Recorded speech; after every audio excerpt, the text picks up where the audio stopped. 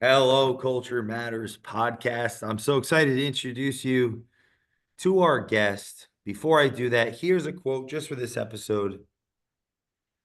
My goal in life is to live in a way that when people know me, people who know me, when people who know me show up at my funeral, they talk about how I was a dedicated husband, an involved father, a trusted friend, a loyal teammate, a man of God.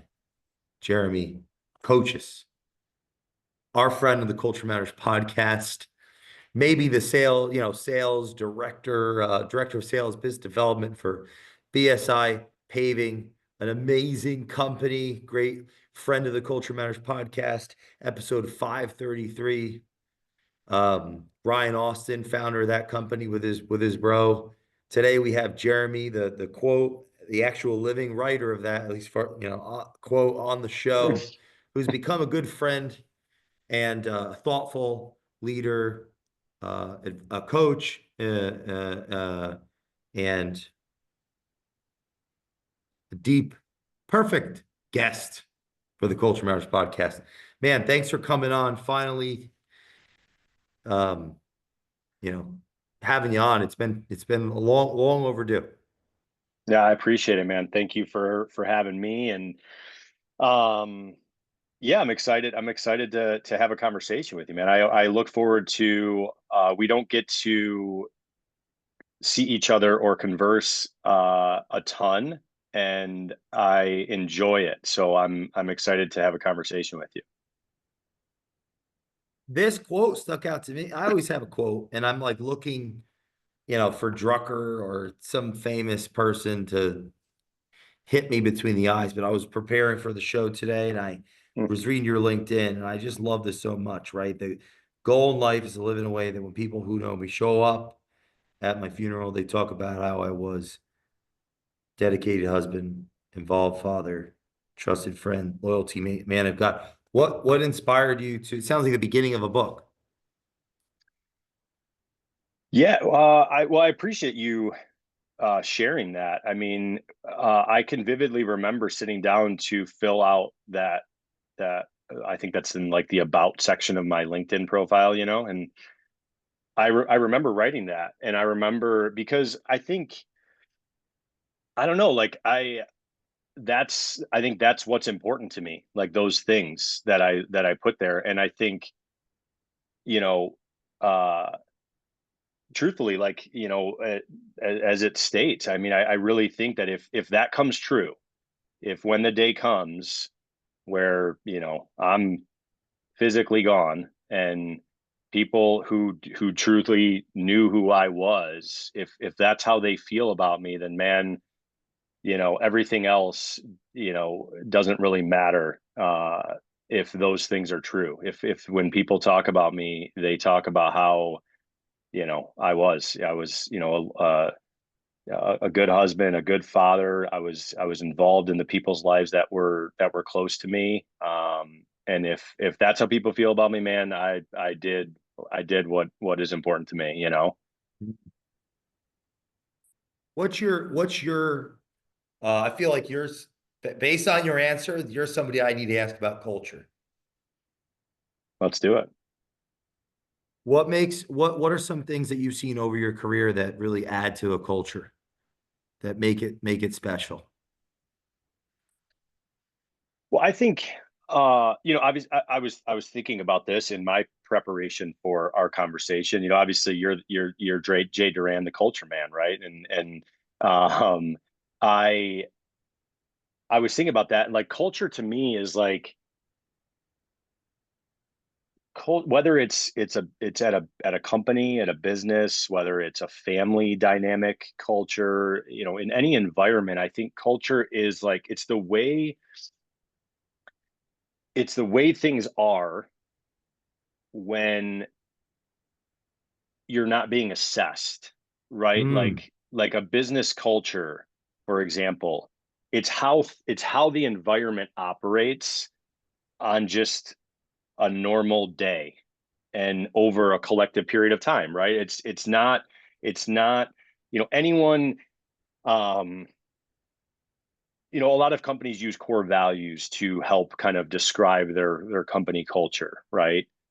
And anyone can make up a list of values or words, or they can use chat gpt to put a mission and a culture statement out there. Like you can create the most Yeah. beautiful what people want to hear type thing, but at the end of the day your culture is defined by just how things are on a normal day. And I think culture is extremely important in, if we want to talk about business. Like, people truly, like, I have plenty of friends, family who, uh young and old, who've worked in many different places, and the ones who get the most enjoyment, fulfillment out of what they do on a day-to-day basis are the ones who are engulfed in an environment that uh, they feel valued, they feel accepted, they feel like they matter, they feel supported, and like those to me are characteristics of at least a culture that I want to be a part of. Some people, they they value different things in what they want out of a culture, right? But yeah, I think I honestly I Wow. forget the exact question you asked me, but when I think about culture, like that's and how do you cultivate that by by how you show up every day. Like a company culture, it's not created in a day, it's not created in a week, it has to be consistent, um it has to be true. And like that's like when we think about values, to me, you don't set your values as things that you are striving to achieve. Like your values of your culture are a descriptor of how things are, to me. Why is that distinction important to you? I like where this is going. That's good. Why do you think? Yeah, yeah, separate from idealized to actual. Because again, I think it goes back to what I said. Like, anybody can say that like our values are, integrity and loyalty and, work ethic, and like you can say those things, but if they're not true, if it's not a description of reality, people who are brought into or are in that environment, they can see the bullshit, the BS. Our values are about honesty, but if you tell me the truth, you're fired. Exactly. Like that's exactly. And so I think, uh if there is a we're not perfect, right? Like, if I said, hey, one of our company values is honesty, right? um I'm like, again, we're humans, we're not going to be perfect, but if the delta between what you say and what is actual is too large, like Oh, that's it good. I means, love that.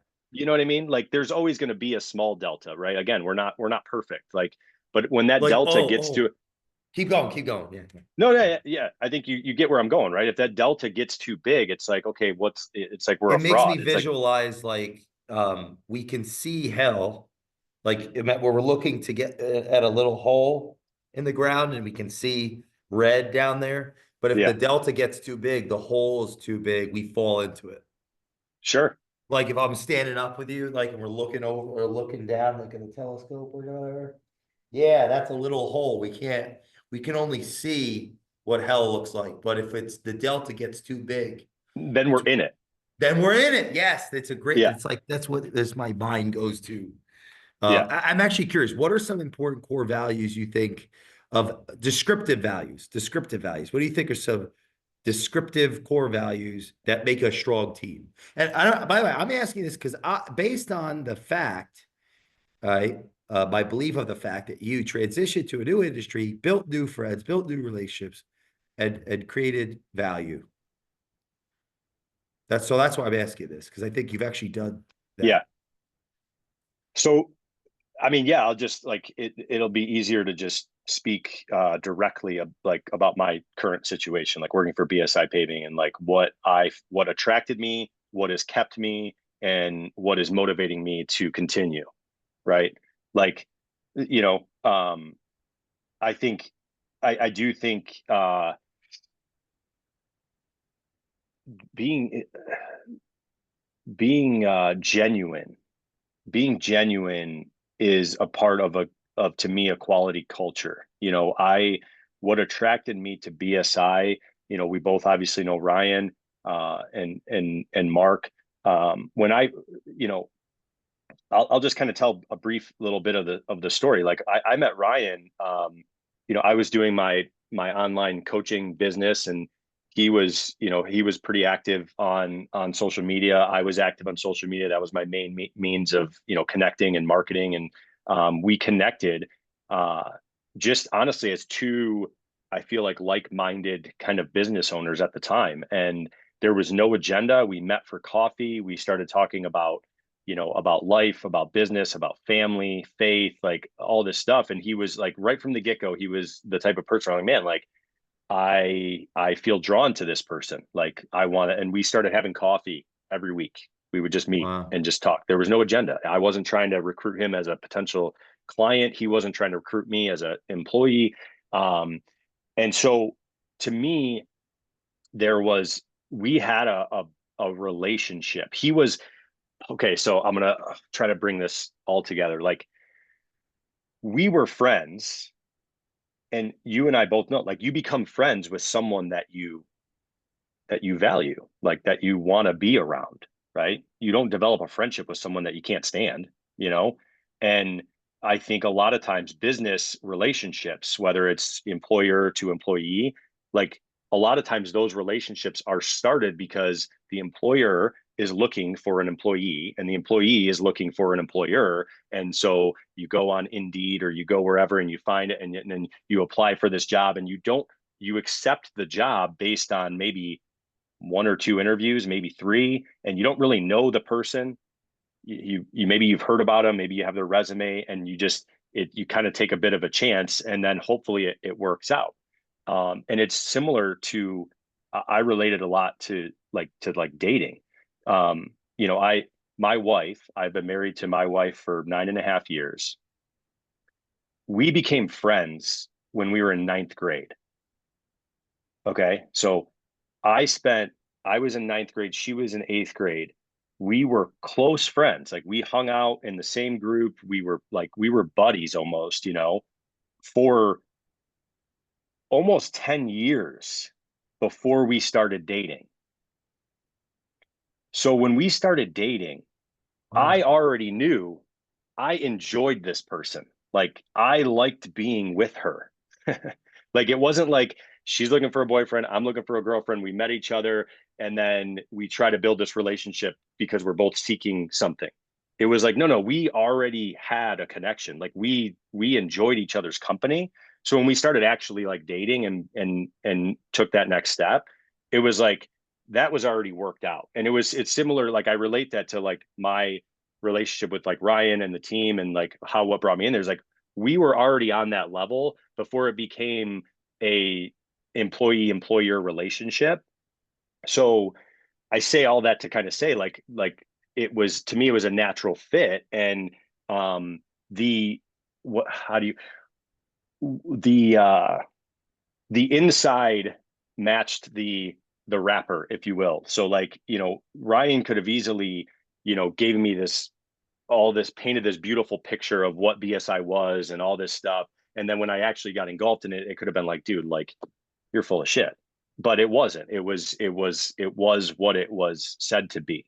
And what that is yeah, it's we have a culture of, of transparency, of integrity, of you know, Ryan likes to talk a lot about family. Like we have a fit, like we look after each other. Like I enjoy the people I get to work with every day, you know?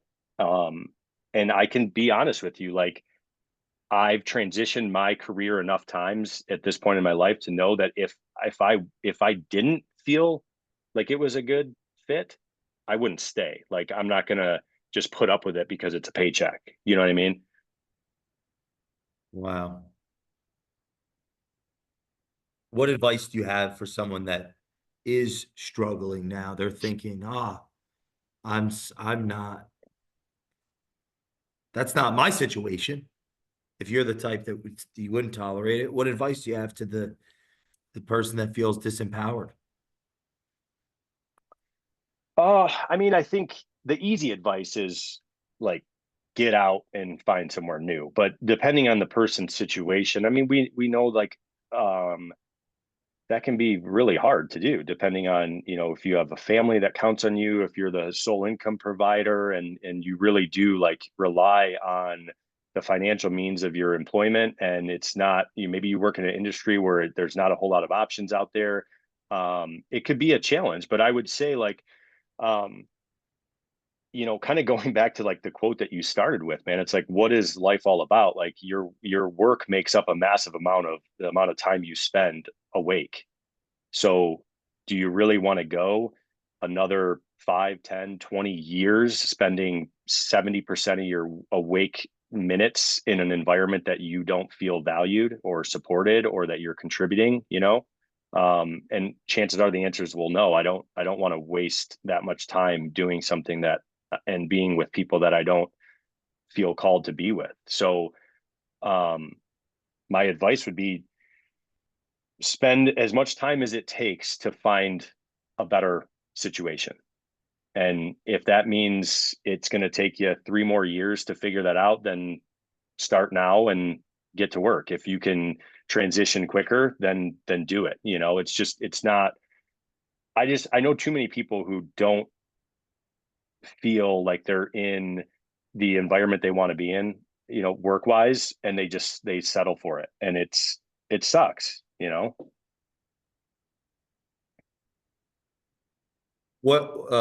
what degree were you afraid of starting in a new industry? Like one, the lowest, 10, the highest? Afraid. Or were you not? Well, I guess if you weren't, that'd be one would be the lowest. Yeah, it was low. I mean, it was maybe a 1, 2, maybe a 3, and I don't think it was an afraidness. I mean, of course, there was a little bit of hesitancy of stepping into something. I mean, I've never worked in the construction industry, ever. I mean, I guess maybe I had some summer, side jobs where I, did landscaping and whatever, um, but I felt, I think maybe what helped me is like, when I graduated college, in uh I worked for like a Fortune 500 corporation in the food manufacturing industry.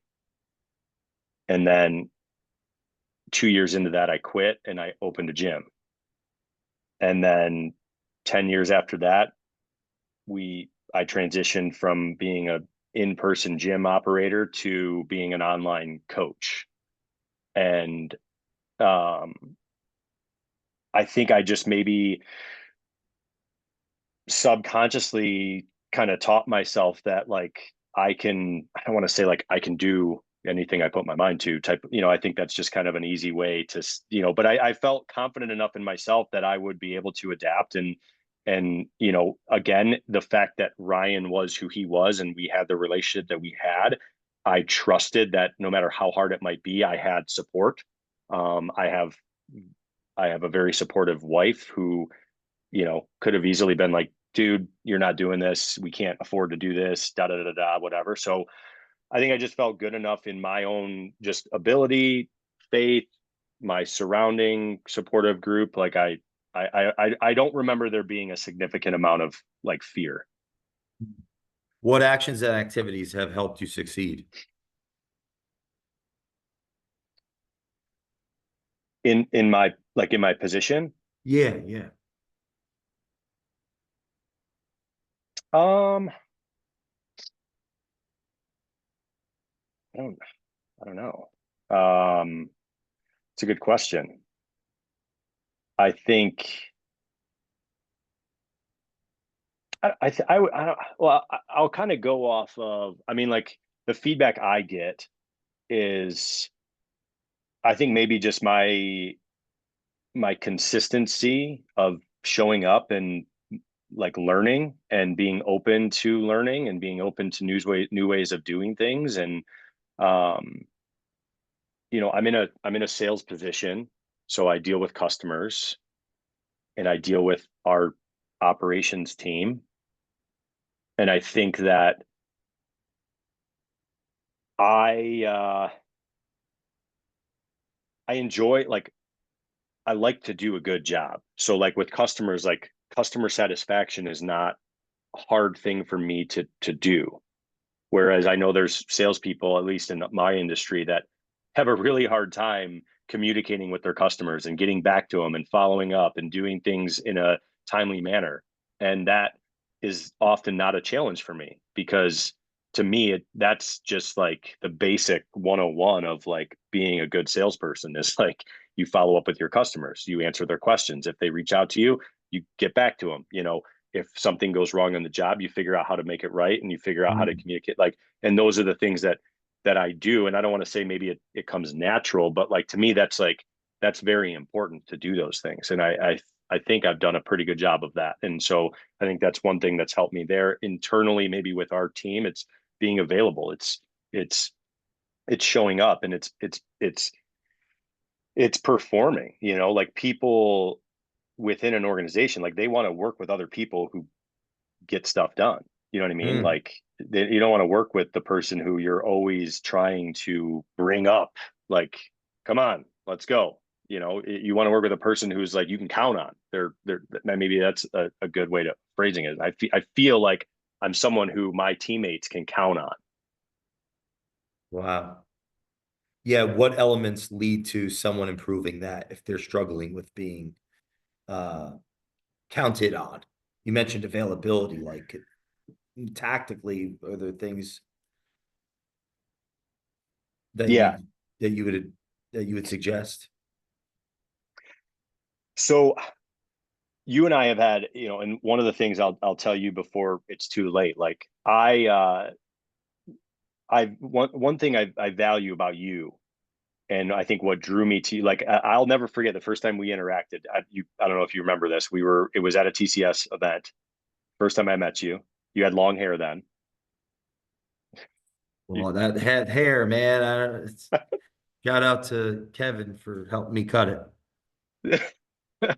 um, Yeah, I remember. and Yeah, at the and and I'll opening never night. forget our yeah, yep. Our first interaction,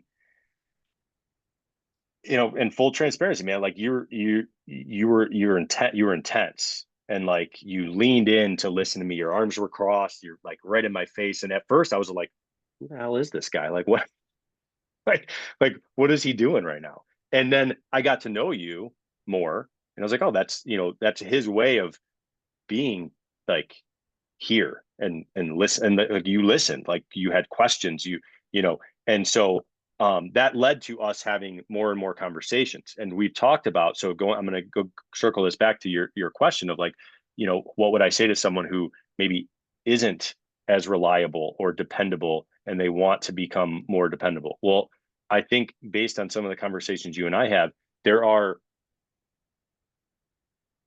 Hmm. there there are think of it like you drop a pebble into a lake that's flat, right? And then you get the ripple effect, right? Well, the outer ripples are the outputs or the things that you see. So if dependability is what you want as the outcome, Hmm.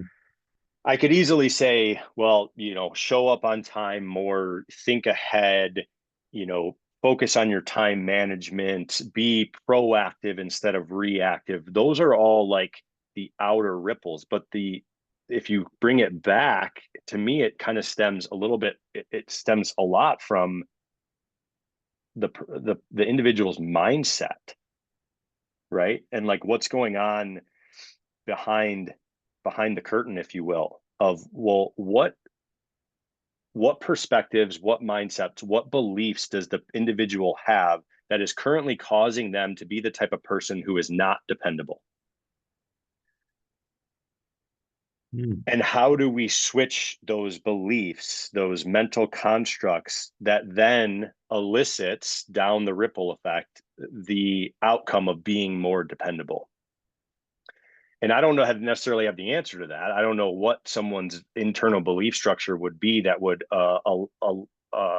elicit them to be not as dependable as they want to be. But I bet you it has to do a little bit with their self-worth, their value in themselves, and how they see the world as far as, what they can or can't do, and what people think of them. And I think once they start to shift those beliefs and what becomes more important, the byproduct is just is the result that they're looking for. Does that make sense? I don't know if I'm explaining that Yeah, very well. it's like entitlement versus responsibility. Possibly, yeah, that could be a part of it for sure. I think it's a great, like, dependability is an outcome of certain behaviors that you're saying actually are rooted in our belief structures. Yes. What what are the word tracks, and what are even the habits below our awareness Yeah. that we're conditioned to that are actually that are conditioning us at the same time. It's like, and then of course, how do we break those? Hey, Yeah. do you have a word for 2024? I don't. I know you do. What 2024? Did you have one or no? Oh, I'm sorry, 2024. I did not really have a word for 2024. If you did, what would it have been? Hmm.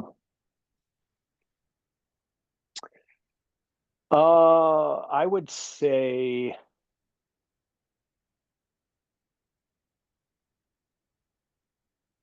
the word that's coming to mind is belief.